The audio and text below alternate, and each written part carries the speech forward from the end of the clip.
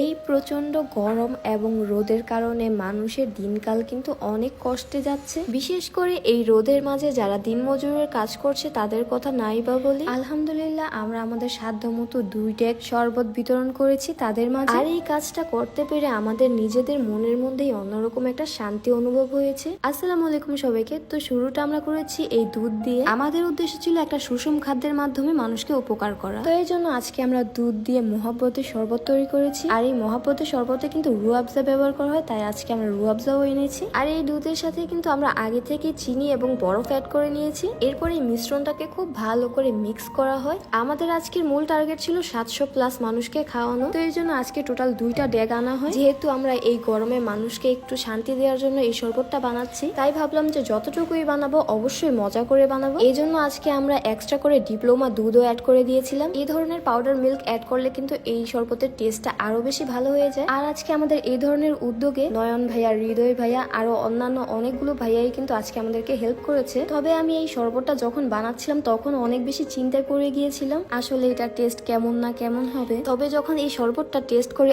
আলহামদুলিল্লাহ অনেক অনেক মজা লাগতেছিল। এই শরবতটাতে চিনি, দুধ এবং তরমুজের পরিমাণ একেবারে পারফেক্টলি ছিল। আর এই শরবতটা বানানোর পর কিন্তু অনেকগুলো মানুষই জড়ো হয়ে যায় এখানে। আর এটা দেখে আমি আরো অনেক খুশি হয়ে যাই, কারণ আজকে এতগুলো আমরা শরবত বানিয়েছি, যদি শেষ না হয়, সবাই যদি পছন্দ না করে। তবে যখন আমরা দেখেছি মানুষ নিজে থেকে এখানে এসে শরবত নিয়ে যাচ্ছিল তখন কিন্তু অনেক শান্তি লাগছিল। তবে তার চেয়েও বেশি খুশি লেগেছে যখন আমরা দেখেছি যে এই শরবতটা সবাই তৃপ্তি সহকারে খাচ্ছিল এবং বলতেছিল শরবতটা আসলে অনেক মজা হয়েছে, তখন আরো বেশি শান্তি লাগছিল। এরপর আমি খেয়াল করি কিছু মানুষ এখানে শরবত খেতে চাচ্ছিল কিন্তু এখানে আসতে পারছিল না, কারণ তারা এখানে একটা না একটা কাজে ব্যস্ত ছিল। তাই আজকে আমি নিজ হাতে তাদের হাতে শরবতগুলো পৌঁছে দিই, বিশেষ করে যারা রিক্সা চালক এবং ঠেলা গাড়ির চালক ছিল। আর এই ভাইটি তো শরবত খেতে যেও শান্তি পাচ্ছিল না, পিছন থেকে ভ্যান এসে পড়ে। তবে আজকে কিন্তু আমরা ধনী গরিব সবাইকেই শরবত বিতরণ করেছি, কারণ দিন শেষে সবাই মানুষ এবং সবাই কিন্তু এই প্রচন্ড রোদে তৃষ্ণার্ত হয়ে থাকে। তাই আজকে আমরা ঠেলা গাড়ি চালক থেকে শুরু করে রিক্সাওয়ালা মামা সবাইকেই কিন্তু আজকে আমরা এই শরবতটা বিতরণ করেছি।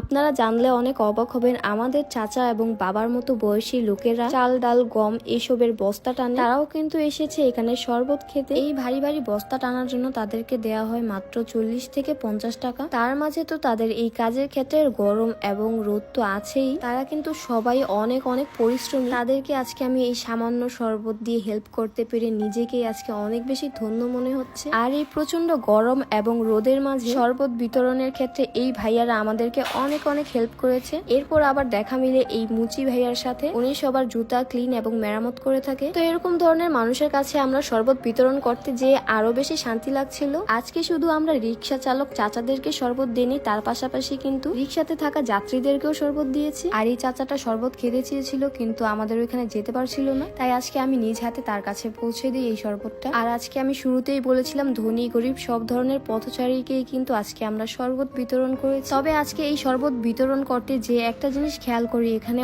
অনেক জায়গায় কিন্তু প্লাস্টিকের কাপগুলো পড়েছিল। আমরা চাইনি আমাদের কারণে কোনো প্রকার পরিবেশ দূষিত হোক, তাই আজকে আমরা নিজ উদ্যোগে সবগুলো প্লাস্টিকের কাপগুলোকে উঠিয়ে ফেলি। আর এদিকে এই চাচাটাও কিন্তু আমাদের এইসব কাজে অনেক বেশি হেল্প করেছে। তো এই তো একের পর এক যতগুলো আজকে প্লাস্টিক ছিল সবগুলোই কিন্তু উঠিয়ে নিয়ে আসা হয়। আর আমার হাজবেন্ড তো পুরো রাস্তা খুঁজে খুঁজে কুড়িয়ে নিয়ে আসতেছিল এই প্লাস্টিকের কাপগুলো। এরপর সবশেষে সামান্য পরিমাণেই শরবত বাকি ছিল, তখন এই রিক্সা চালক মামা আসে শরবত নেওয়ার জন্য। উনি মূলত এই যাত্রীগুলোকে শরবত দেওয়ার জন্য এই রিক্সাটাকে এখানে থামায়। আমরা আজকে যাত্রী সহকারে এই রিক্সা চালক মামা সবাইকে এই শরবতটা দিয়ে দিই। আজ এই পর্যন্তই। দোয়া করবেন আমরা যেন সবসময় মানুষের পাশে দাঁড়াতে পারি। আল্লাহ হাফেজ।